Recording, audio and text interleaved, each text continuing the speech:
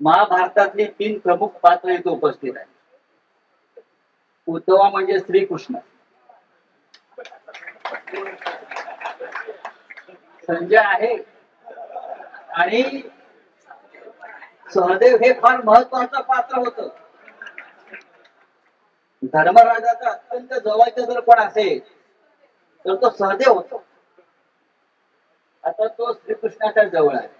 तर हिंदू हृदय सम्राट बाळासाहेब ठाकरेंचे विचार ज्या उद्धव ठाकरेंनी सोडले, वक्फ बोर्डाच्या सुधारणा विधेयकाला विरोध केला, मताच्या लागून चालण्याकरता आणि मुंबई महानगरपालिकेत विशिष्ट समाजाचे मतं मिळवण्याकरता आणि पाकिस्तानचे ध्वज फडकावणारे परभणीमध्ये आणि नाशिकमधले कार्यकर्ते ज्यांचं नेतृत्व उद्धव ठाकरे करतात आहे.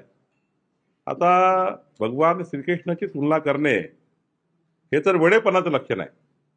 आता मी आधीच सांगितलं होतं, त्यांना एक मोठा मोदींच्या नावाचा, भाजपाच्या नावाचा एक आजार झाला आहे आणि तो आजार आता काही निघत नाही. ते काही वायफळ बडबड करतात. आता महाराष्ट्राने संजय राऊतांना ऐकणं बंद केलं, आम्ही ऐकणं बंद केलं. तुम्हीच काय सांगता मला माहिती नाही. कोणीही कोणाची तुलना केलेली नाही. आम्ही माणसं आहोत, आम्ही देव नाही.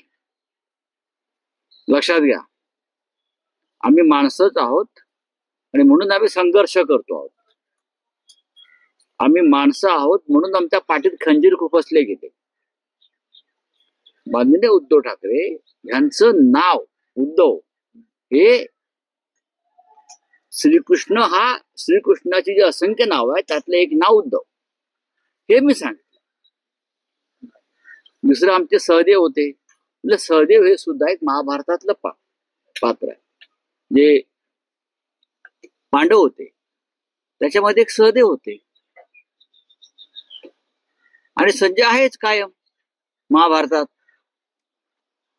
यांच्या कानाचे ऑपरेशन्स केले पाहिजे व यांच्या मेंदूला जो कचरा साचलेला आहे तो साफ केला पाहिजे. माननीय उद्धव ठाकरे यांची आम्ही कधी माननीय बाळासाहेबांची देवाशी तुलना केली नाही, कारण बाळासाहेबांना आवडत नव्हतं. यांना बाळासाहेब ठाकरे कळले नाही, हिंदू हृदय सम्राट. यांना वीर सावरकर कळले नाही, यांना उद्धव ठाकरे कळले नाही. यांना काय कळतं? यांना फक्त चमचेगिरी आणि बूट चाटेगिरी कळतं.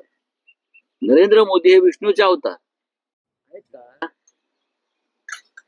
ट्रम्प तिथे भारताला धुतो आहे आणि विष्णूचे अवतार गप्पा आहेत. अख्खं जग उठलंय ट्रम्पच्या विरोधामध्ये, त्याच्या टेरिफच्या विरोधामध्ये.